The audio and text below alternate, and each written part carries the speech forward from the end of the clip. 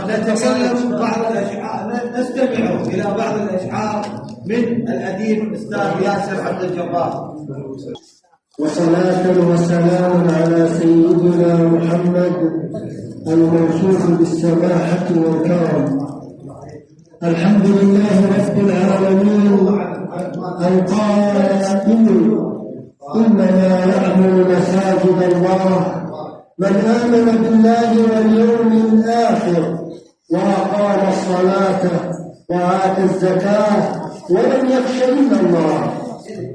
نبحث في هذه الآية الكريمة المباركة ونحن في هذا المسجد المبارك. خير بقاع الدنيا، خير بقاع الأرض هي المساجد. الإعمار يكون نوعان، نوع مادي ونوع معنوي.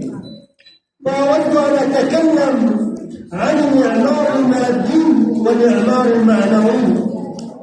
قصة سمعتها من الشيخ البيضي رحمة الله عليه في إحدى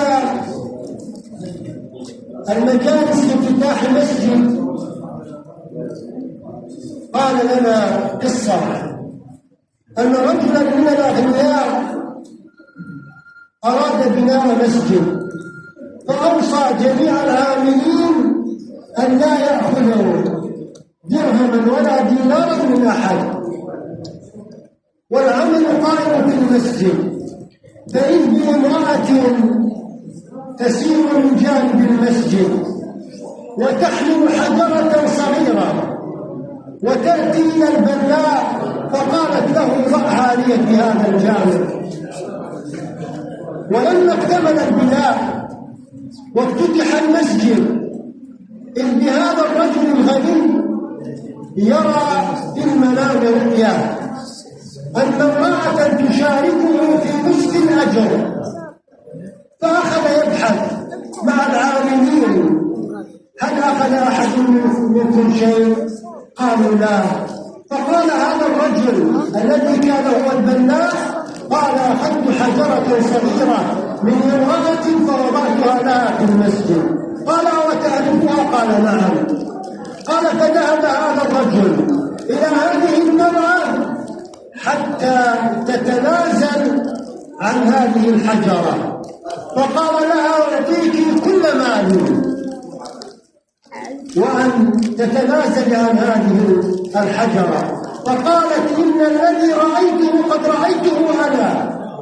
وهذا مصداق حديث رسول الله صلى الله عليه وسلم من بنى لله مسجدا ولو كمبحث غطاه بنى الله له بيتا في الجنة. هذا البناء المادي. أما البناء الأهم والأعظم والأجمل والأكمل والأعز هو الإعمار المعنوي. إنما يعمر مساجد الله من آمن بالله واليوم الآخر وأقام الصلاة. هذه المساجد هي بيوت الله، أفضل بقاع الدنيا. يروى أنه صلى الله عليه وسلم قال من خرج من بيته متطهرا إلى المسجد فأجره كأجر الحاج المحرم. وانتقل إلى مجالس المساجد. فعن أبي هريرة رضي الله عنه عن النبي صلى الله عليه وسلم قال ما اجتمع قوم، اسمعوا أيها الشباب وأيها الكبار، ما اجتمع قوم مجلسا، ما اجتمع قوم في بيت من بيوت الله يتلون كتاب الله ويتدارسونه إلا نزلت عليهم الرحمة، نزلت عليهم السكينة وغشيتهم الرحمة وحفتهم الملائكة وذكرهم الله في من هو. يا له من أجر عظيم. نزلت السكينة وغشيتهم الرحمة وحفتهم الملائكة. وقال ما جلس قوم مجلسا يذكرون الله ويصلون على نبيهم إلا حفتهم الملائكة. الآن الملائكة تبلغ مجلسنا لله عز وجل، والله أعلم بهذا المسجد. نحن الآن ضيوف زوار عند الله، نحن الآن زائرين عند الله عز وجل، فكان حقا على المزور أن يكرم زائره. المسجد هو أمانة، عليك أن تربط ثقتك في هذا المسجد. لو أصابنا كسور خصوص الأمر ما النجاة من ذلك؟ كان رسول الله صلى الله عليه وسلم قال: ادفعوا إلى المساجد فإنها أمان الله. المسجد هو مانعة الصواعق في الأرض، كما يضعون هذه المانعة على البنايات العظمى حتى تفرغ الشحنات. ولكن هذا المسجد هو يخرج الشخصيات، يخرج القادة، يخرج الخطباء، يخرج الأئمة، المهندسين، الأطباء، العلماء، كلها تتخرج من هذا المسجد. هذا والحمد لله رب العالمين، والصلاة والسلام على سيدنا رسول الله.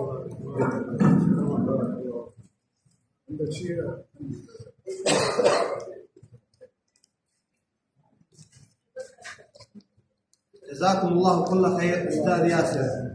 هذا الحفل على بساطته، لكن أنا فرحت ولعل الجميع فرح من غير تكلف، والنبي صلى الله عليه وسلم يقول: أنا وأمتي براء من التكلف. شيخنا فليس فيه أي تكلف، وجئتم على المحبة وعلى البساطة اجتمعنا، وعلى مائدة القرآن العظيم. ونحن بدأنا بالقرآن العظيم الذي هو كان بدايتنا، فما أجمل أن يكون البدء مع مسك الختام لكي نبقى مستمعين وناصتين إلى القرآن العظيم. فالله سبحانه وتعالى قال: وإذا قرئ القرآن فاستمعوا له وأنصتوا لعلكم ترحمون. إذا هناك فرق بين السمع وبين الاستماع وبين الإنصات. السمع هو أن تسمع شيئا، كأن تذهب إلى السوق وتسمع بعض الأصوات أو تسمع أصوات السيارة، هذا مجرد سمع. لكن عندما تمد أذنك هذا يسمى استماع، ولا ينبغي أن أتكلم بهذه الكلمات وضمن المشايخ شيخ فارس وغيره من العلماء لذلك. لكن هناك درجة أخرى هي الإنصات، وهي أعلى درجة من الاستماع. لو سمعت الصوت ولو بصوت منخفض أن تحاول